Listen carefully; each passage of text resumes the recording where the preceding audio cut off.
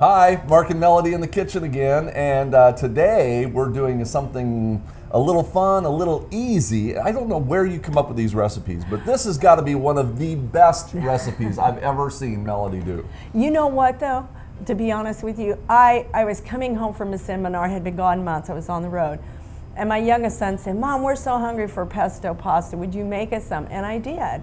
And I bought some pine nuts while I was on the road, very expensive, at a very good quality store, and I made them, and we actually got pine breath after eating the pine nuts, which sometimes pine nuts will do that, and it takes you 2 weeks to get this really disgusting taste out of the back of your throat. It was awful. And I thought, you know, I love pesto, now what am I gonna do? And they were very expensive. I love the pine nuts, they taste great in a recipe, but I thought, now what am I gonna put in there? So I decided, since I love avocados and they're a great essential fat, that I would try making this recipe nut-free. And it's a pesto, avocado pesto? Avocado pesto. So I do this, Nice. I do them in my seminars, and well, you were at one of my seminars too, and they were well received, wasn't it? Oh yeah, yeah. This bowl's going home with me as soon as she's done. Yeah. Well, what both of you did. Yeah, now I've made pesto with soybean nuts. I've done it with walnuts. Have you done nuts. it with walnuts? I haven't done that one. Yeah, I've done it with walnuts. But there's a lot of too. other things you can do instead of getting that $16.99 a pound pine nuts. Yeah, I think at the time I bought mine, they were over $20. So, I mean, they were quite expensive. So what do we have for ingredients here? We've got, you know, right here I have garlic underneath the fresh basil. Folks, you can use dried basil, but I like basil fresh. Here? Yeah. This is all going in the mixer. It's going in the mixer. Throw it in there. And you can put as much garlic as you would like in there. I think I'm just going to put one in. Yeah, I like garlic. Because I know this has got to be one of the strongest garlics that is I've hot seen garlic. in quite a few years. I'm going to let you spoon in this avocado.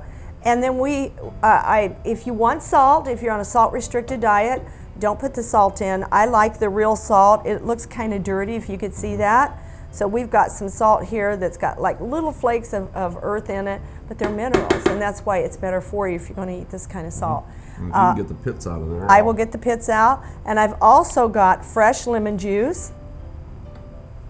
And I do fresh. I don't like canned or jarred lemon juice. I want fresh is best on everything. And nutritional yeast flakes. And that gives me that kind of cheesy flavor, Mark, and just really adds to the flavor. Now, I'm sure there's many ways to get your pits out, but that's how I do it. Well, this has got to be one of the top 10 amazing. Yeah. Oh, it's awesome. Yeah. I like to keep, you know, we could grow avocados sometimes. We ought to do that. Keep the nuts, you put the toothpicks in it with the water, and it roots, and you can grow your avocados. Yeah. A friend of mine had an avocado tree in his house. Oh. Yeah, actually that's in heaven. his house. Yeah. Avocado is my favorite fat. Okay, so we've got that in there. Okay, here's your lemon juice. Garlic, nutritional yeast flakes. Do you want all this in there? All of them. Okay. Yes? And a little shot of lemon juice. And you got a fresh squeezed here. I can see all the pulp in it. Yes, and salt. Okay, that's a little bit of salt. Come on, that's it? That's it. Okay. A pinch. Like I might need you to don't add some even have salt to. You know, folks, I don't really use salt. And we're just going to blend it up. Blend it. Go for it.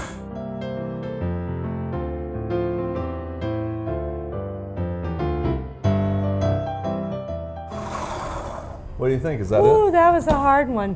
That's it, right? That's it. Actually, you could have turned it off probably a minute ago. Oh, It's so easy.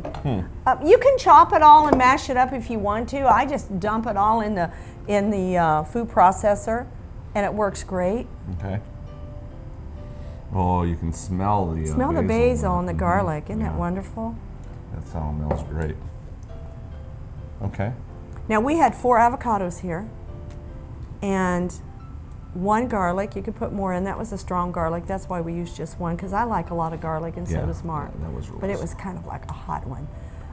Fresh lemon juice, basil, and you've seen how much basil.